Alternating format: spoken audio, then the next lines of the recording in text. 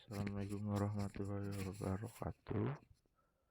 Sebelumnya perkenalkan, nama saya Puji Teguh Widodo dari kelas akuntansi keuangan reguler tahun 2021 dengan NPM 2131141. Ini saya akan menjelaskan tentang manajemen pelayanan prima di kantor.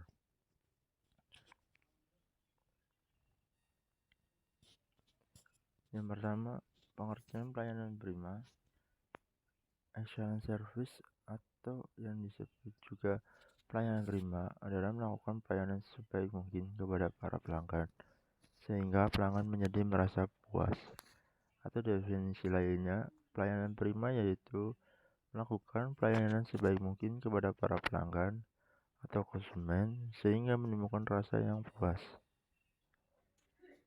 Manfaat dari pelayanan prima yang pertama yaitu untuk upaya meningkatkan kualitas pelayanan perusahaan atau pemerintah kepada para pelanggan atau masyarakat, serta dapat menjadi acuan untuk pengembangan penyusunan standar pelayanan.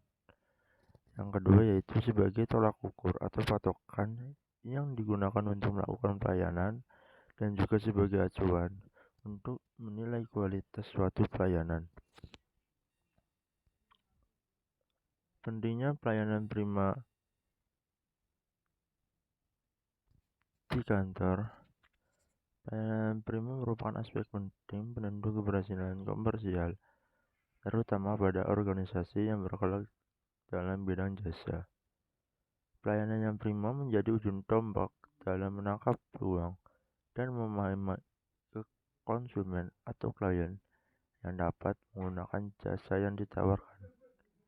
Bukan hal langka jika calon konsumen atau klien enggan menggunakan jasa yang ditawarkan atau enggan menggunakan kembali jasa mereka, karena mereka menilai pelayanan yang diberikan tidak memuaskan dan bersahabat.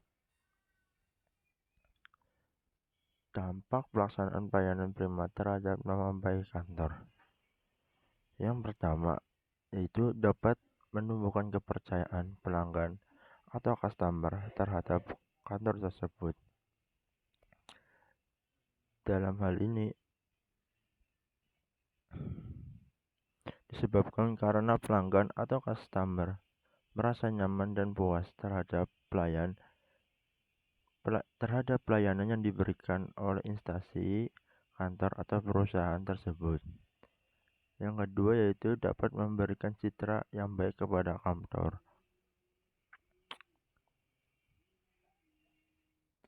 Contohnya yaitu karyawan yang bekerja di kantor akan benar-benar memperhatikan pelayanan prima sehingga para pelanggan atau customer tidak merasa kecewa. Yaitu dapat meningkatkan kualitas kinerja para karyawan. Kualitas kinerja karyawan adalah suatu yang mempengaruhi beberapa banyak karyawan yang memberikan kontribusi kepada kantor. Sebagai contoh adalah seorang karyawan yang melayani pelanggan atau customer dengan cepat dan tepat. Yang keempat yaitu dapat memotivasi karyawan. Untuk memotivasi karyawan, kantor atau perusahaan dapat mengadakan penilaian atau dapat melakukan penilaian atau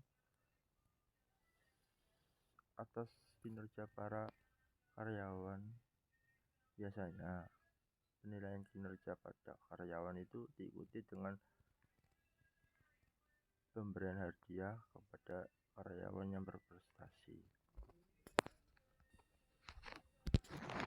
Upaya yang dilakukan untuk mencapai pelayanan prima yaitu penyusunan standar pelayanan. Standar pelayanan merupakan suatu komitmen untuk menyediakan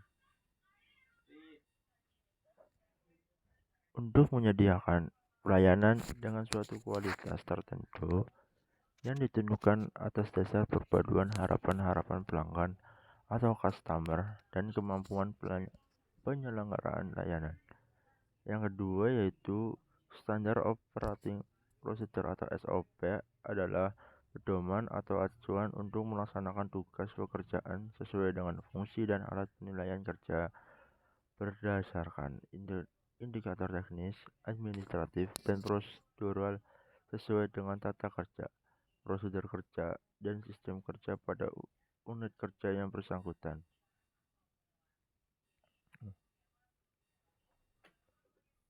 Langkah-langkah penyusunan standar operating procedure atau SOP.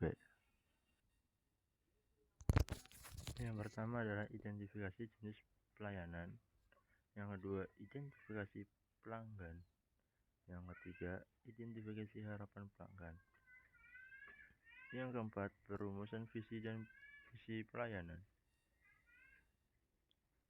Cukup sekian dan terima kasih.